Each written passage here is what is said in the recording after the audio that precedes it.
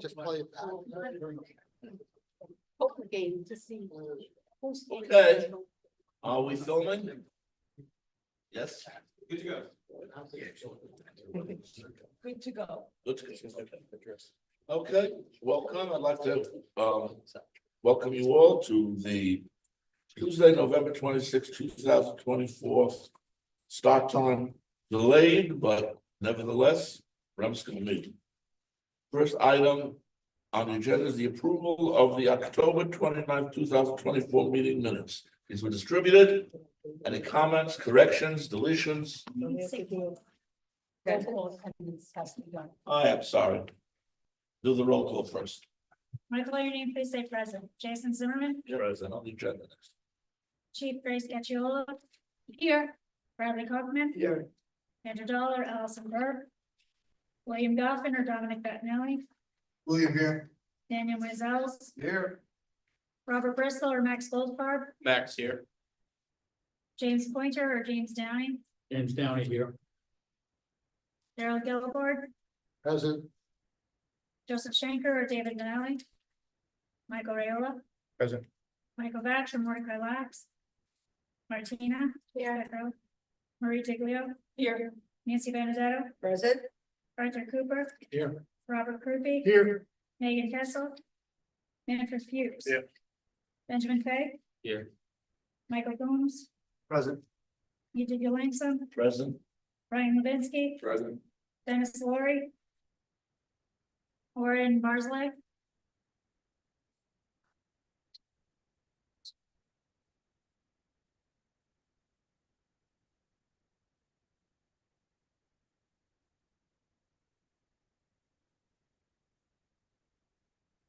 we have a quorum. Thank you very much.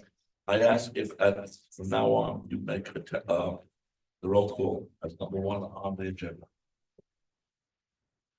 Okay, so we're back to approving the minutes of October 29th.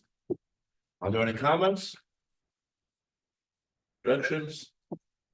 Motion to approve. Second. All in favor, say aye. Anyone disapprove? Any abstentions?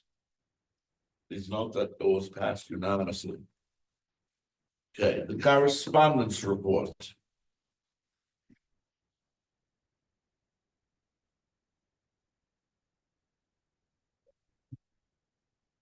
Appointment letter was received from the New York Police Department appointing Detective John DiMario as the New York City Police Department representative, with Edward P. Jarvis, MD, appointed as the alternate. A copy of his curriculum was attached, and he is a New York City resident. Are there any comments? Question. Did this come from the police department itself or police relief fund? Well, New York City.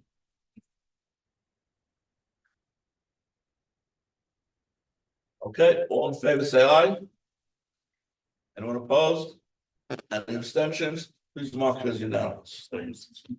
Hmm? One abstention. One abstention. Don't mark it unanimous. Okay. Nothing from Finney EMS.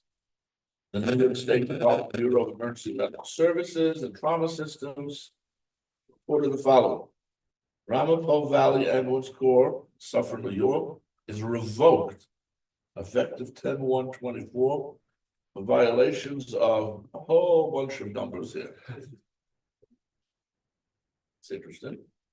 Wayne Allen of Gloversville, New York, 377-943, is summarily suspended pending a hearing on 11/14/24 for alleged violations of a bunch of stuff.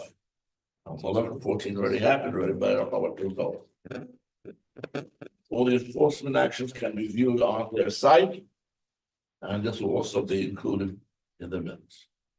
Nothing from New York City DOH, nothing from ambulance agencies, nothing from correspondents, and various items regarding CME training were sent. We won't read them all here. No, in your minutes, most of them have already passed. Okay.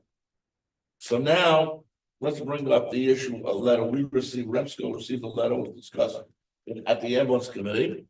A concerned citizen or former EMT wrote to New York City REMSCO to address ALS ambulance response times in the Bronx since the death of his son, cardiac arrest. He said that the disparity in response times is likely due to inadequate ambulance availability, and allocation is a critical issue that needs to be addressed. And apparently he also presented this at the city council. So this was just discussed. All of you were here to hear the discussion. Number one is we need to write him a letter acknowledging his letter and telling him that we're going to be looking into it. Number two, we need to write a letter to the fire department to get it writing what you just told us. And then we should consider whether it is appropriate for REMSCO to write a letter to city council, the mayor, and everybody else who's involved, pointing out the things you pointed out, that the pay rate for EMTs and medics in New York City is so low that nobody wants to be an EMT or a paramedic in New York City. They want to be fire people and even sanitation people, okay, but not be EMTs and paramedics. And that we leave 50 and the system needs more money to support. I think that's all we can do right now, but I think that summarizes the discussion. Anybody else have any other suggestions to write for this letter? So we'll do three things: a letter to the citizen, acknowledging, a letter to the fire department getting what's going on, and then a letter, since we know what's going on, once we get the letter, to all anyone who might want to listen to us. Comments, additions? Okay, we will do that. The next item is Jamaica Medical Center has requested a letter of support from the REMSCO for its application for funding to develop and operate a comprehensive cancer program. Program is a partnership. They are doing Memorial Sloan Kettering Center to expand access, cancer diagnostics and treatment. It's not pre-hospital care, but I don't see any reason why we can't write such a letter of support. Comments? Anybody against writing a letter of support? Just, we have in the past written letters of support for not just Jamaica, but other hospitals that just need letters of support to forward their grant proposals. Okay. Is this support a grant, is it a specific purpose, or is it for marketing? No, it's Grant based. Oh, okay. Yeah. Okay. We got the same. okay. A motion that we should write such a letter. Second. Very good. All in favor, say aye. Aye. Anyone opposed? Any abstentions? It's not. And that takes care of the correspondence that we received, and the office of the council sent out the agendas, minutes, associated attachments for the meeting. Okay, done. Next.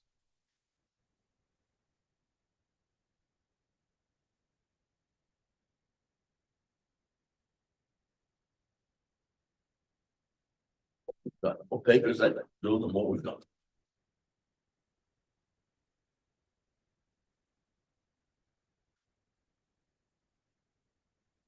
Then.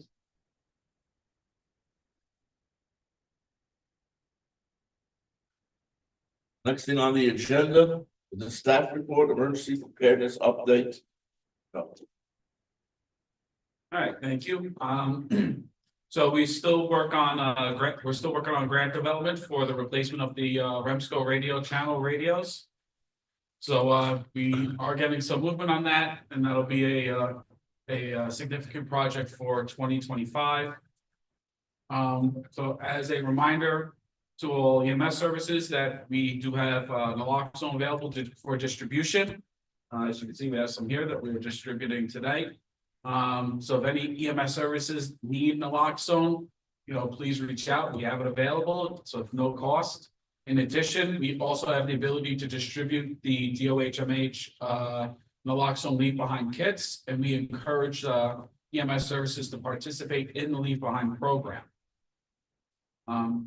The last item is that we are exploring grant opportunities to continue to support our EMS peer support mental health team.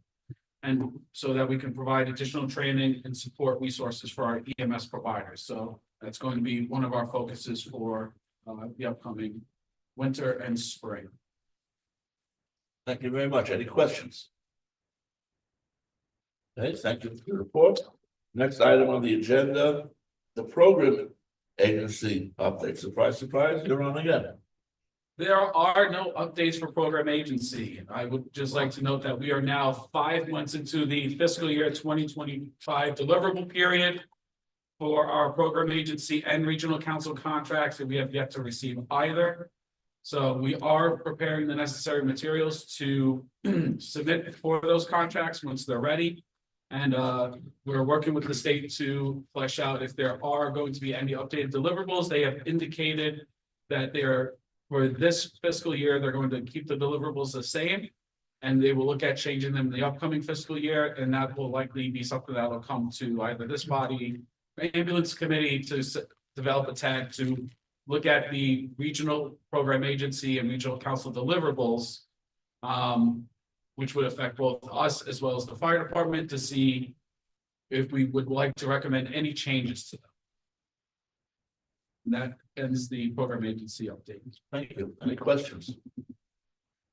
Not a question, but just a reminder to our reps to REMSCO, since you're meeting next week, make sure you can bring this up at the REMSCO meeting when you're being recorded.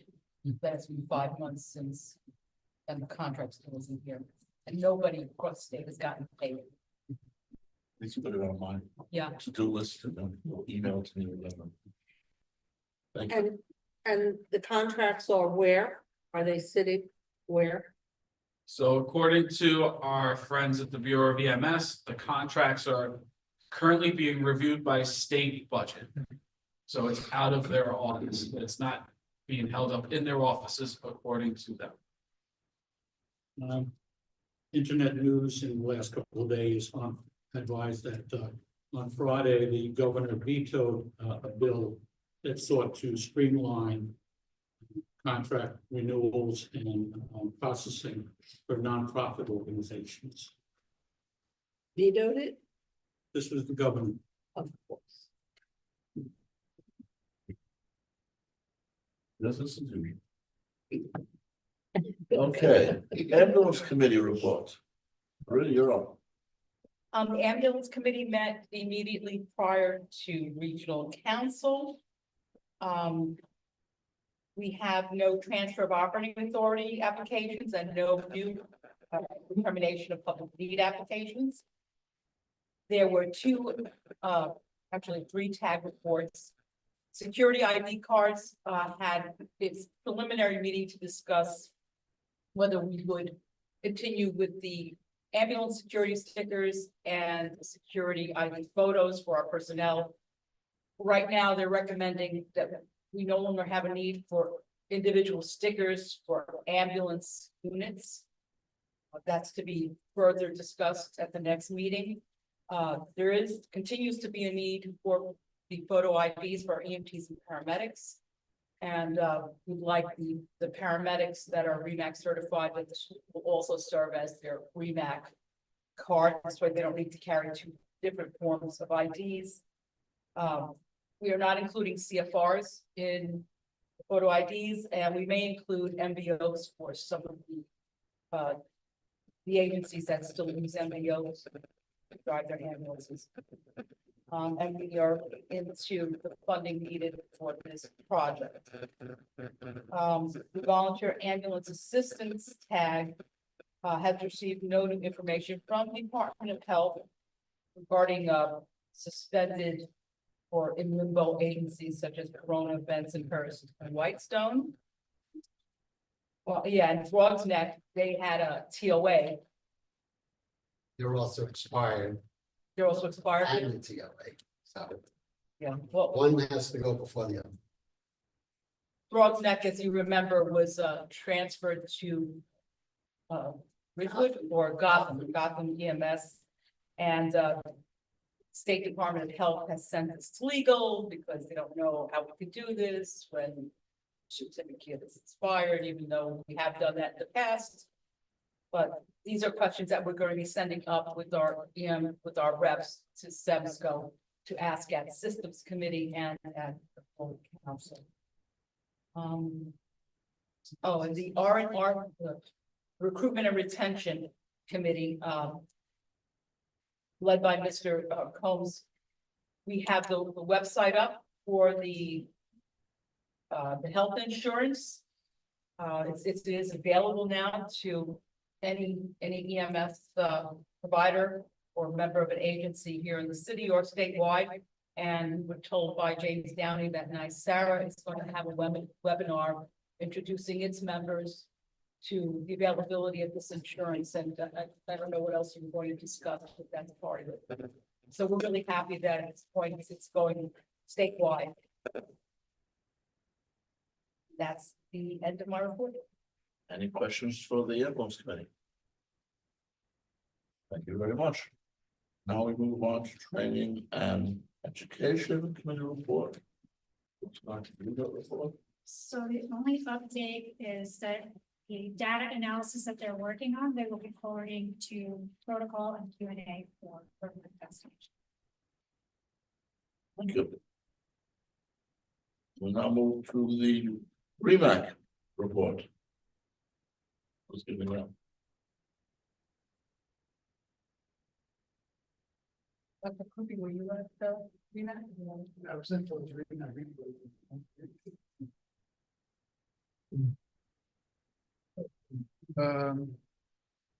Okay, so the REMAC met on November 19th. Okay, there were approved motions, approved changes to extend the expiration dates of 4 OMC physicians whose board certifications, additional certifications had lapsed.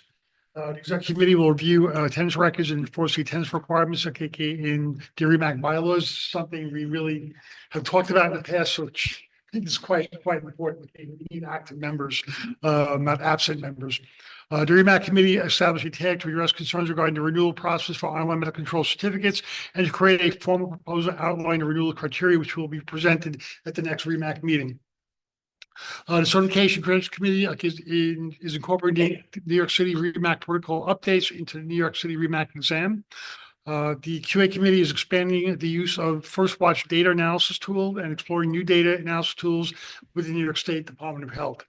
The BLS iGel data was submitted by participating agencies, Jamaica, Flushing, Ridgewood, and Ridgewood. In the case of Ridgewood, there were no reported uses. The QI committee has asked Jamaica Flush to present the December meeting to better understand the submitted data. Since that meeting, they have reported they will attend the next QI meeting. There were no interfacility reports, and there was no RTAC report. Next meeting will be held on January 21st at 5 o'clock. Thank you. Any questions for REMAC?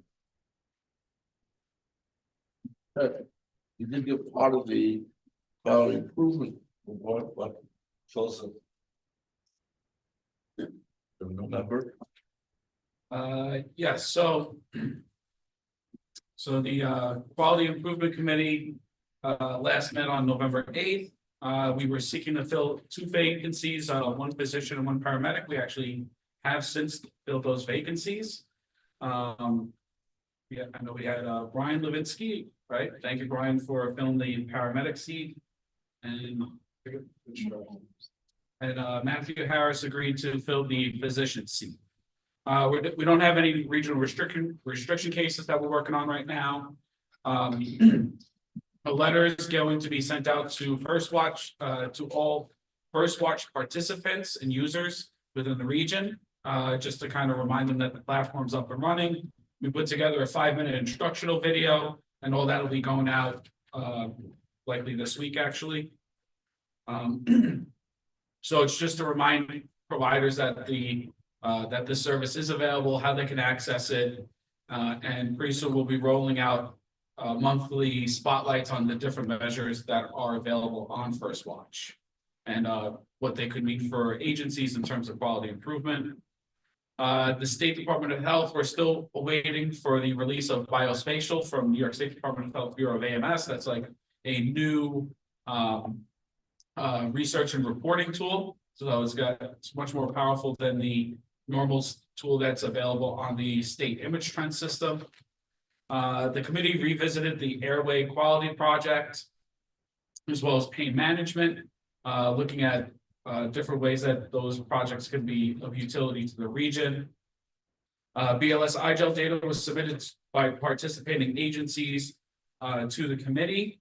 The quality team did ask Jamaica and Flushing Hospital if they would be willing to present.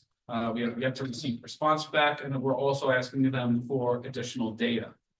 So the QA committee meets next week on December 6th.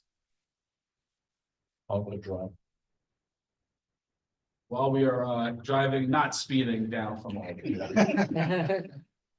Okay. Any questions, QA committee? Hearing none. We move now to the state report, but the state didn't meet there, we're meeting next. Yeah, next Tuesday, Wednesday. Yes. Unfinished business. I'm not aware of any unfinished business. Do I know of any? Hearing none, we move to new business. Is there any new business? Brought this up several years ago. Each county in New York has an EMS coordinator, usually appointed by the municipal powers in that county. New York City is unique in that the 5 counties have one EMS coordinator. And according to the DOH website, that person is Lillian Bonsiori, who has retired from that position. I don't remember us getting any communication from the EMS coordinator. No. Possibly we should explore suggesting someone who would be able to forward us information that is going to the county EMS coordinators. Just a suggestion, since someone new has to be appointed at this time. When I was going up to Albany, the EMS coordinators approached the regional council, the reps that were going up there, because fire department was not, fire department wasn't able to send somebody up, even before Lillian, when it was, I can't even remember. So they asked actually me to be the fill-in for the EMS coordinator, just for information purposes, and I did that for a while. So what we can do in the office, I can forward the information to Joe, and it may probably fall to you to make you the conduit for information from the EMS coordinator to the council. I'll send you all that information. That sounds like a plan. Thank you.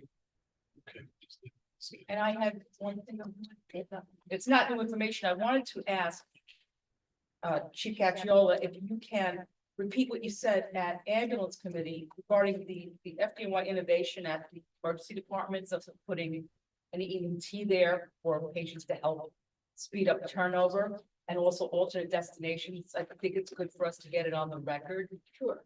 It's the HLU, which is the hospital liaison unit. It consists of 1 lieutenant and 2 EMTs. We're there for 16 hours right now, 2 tours. It's going to eventually be 9 of the H&H facilities. Right now, we're currently in 3, Jacoby, Lincoln, and Elmhurst. We're training people right now to expand. And what the unit does is when transporting ambulances, unfortunately, it's only FDNY ambulances because we can only take over FDNY EPCRs. We're not on any other platform where the voluntary units can hand over their patients. So the FDNY transporting ambulances, low acuity patient, turns over the patient to the 2 EMTs that are stationed in the hospital.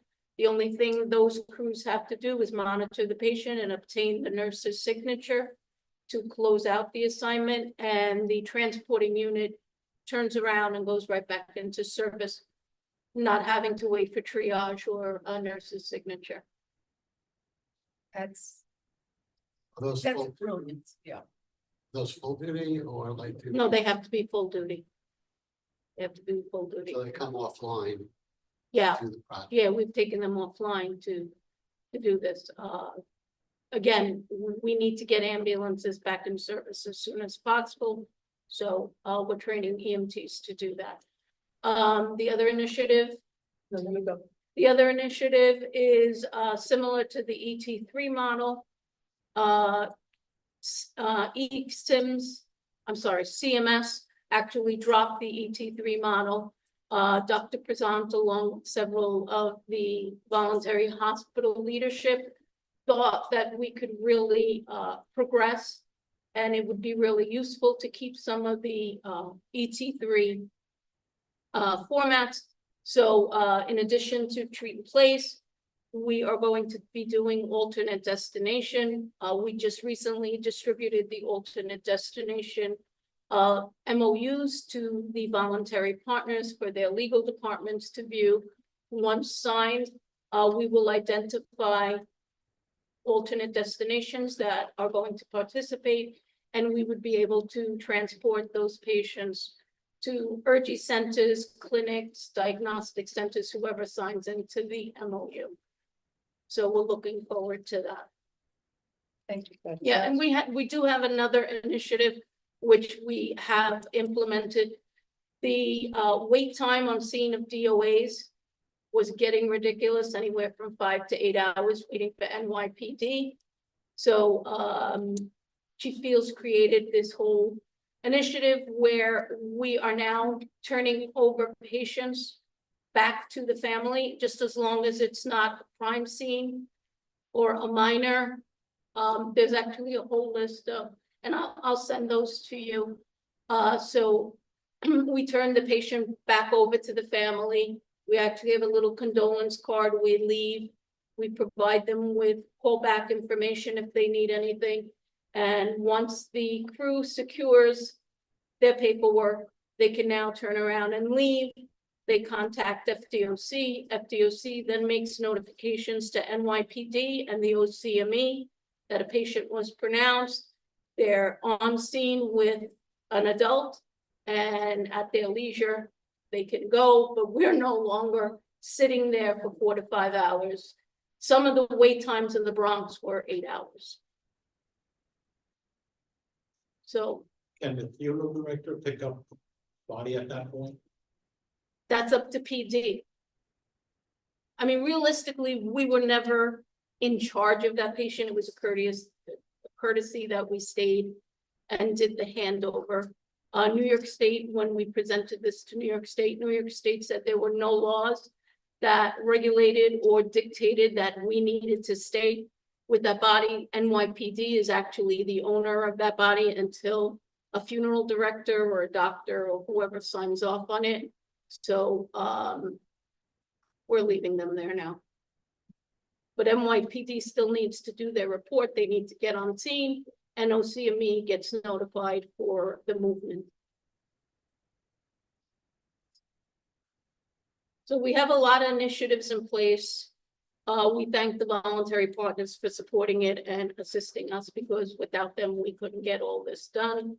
So hopefully your letter to OMB assists us all, but we definitely need more resources out there. May I ask, I overheard you speaking before about your personnel being harmed. Yeah, if workplace violence is increasing at an astounding rate. We actually have severely injured members right now. We had one 2 weeks ago that was headbutted in the face. He has severe facial fractures. We don't know when he's coming back to work. We're seeing 2 to 3 a day. Like I said in the prior meeting, October 3rd, we actually exceeded the 2023 numbers, and we still have several weeks before this year ends. Is that How many EMTs and medics are carrying? Excuse me? How many EMTs and medics are carrying on? None, unfortunately. We're actually, Not unfortunately because it's not legal, or not unfortunately because fire department doesn't support it. we're not allowed to carry anything on duty, and no concealed weapons. We have increased the sizing for bulletproof vests, where we haven't mandated it yet, but we are enforcing that our members wear bulletproof vests while on duty. But it's become a very violent world out there.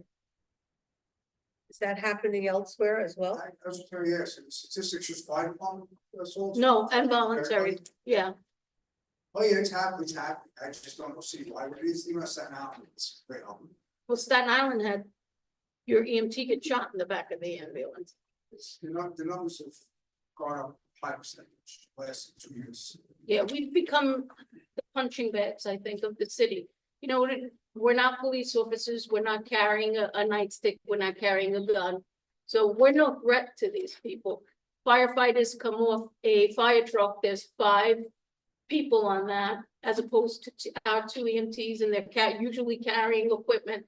So they're not gonna target them. So who are they gonna target? The poor EMTs that are 2 people in a truck who are there to assist.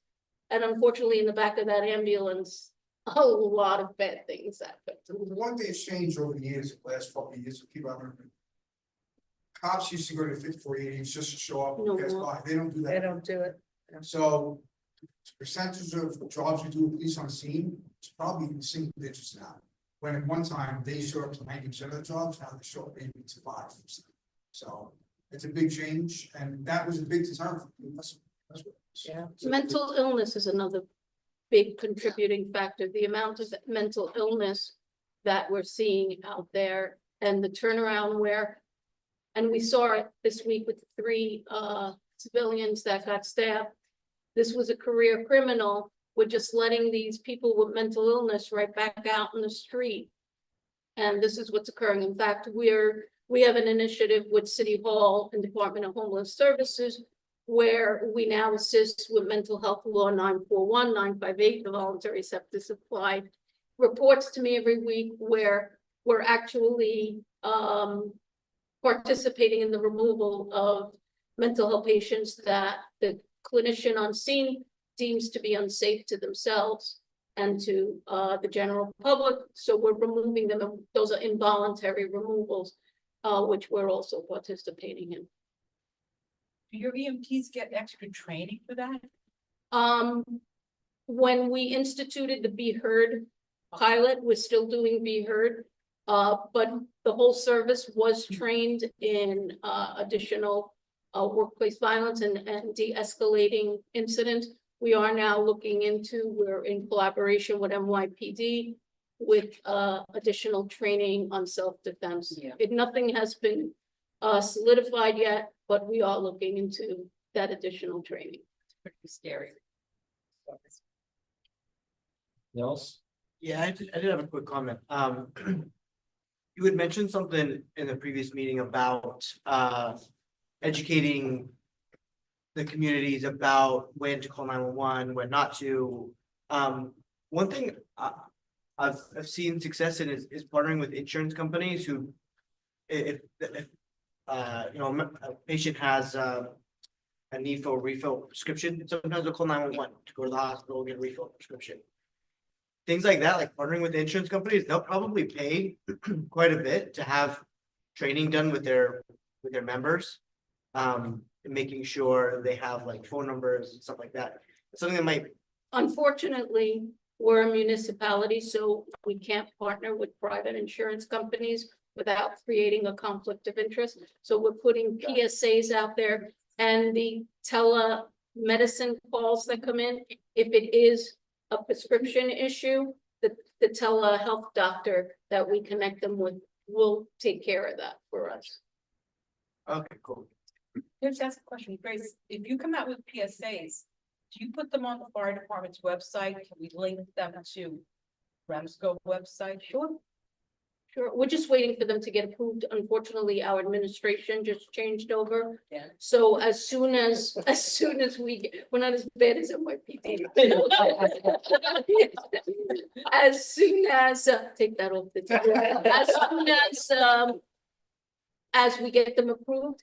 Yeah, and a lot of, like, I know internally we do that with our fraternal organizations. When we send out messages, we create the link, so we can definitely create a link to our PSAs on when to and when not to call 911. Thank you. Any other new business? There are none, a motion to adjourn is in order.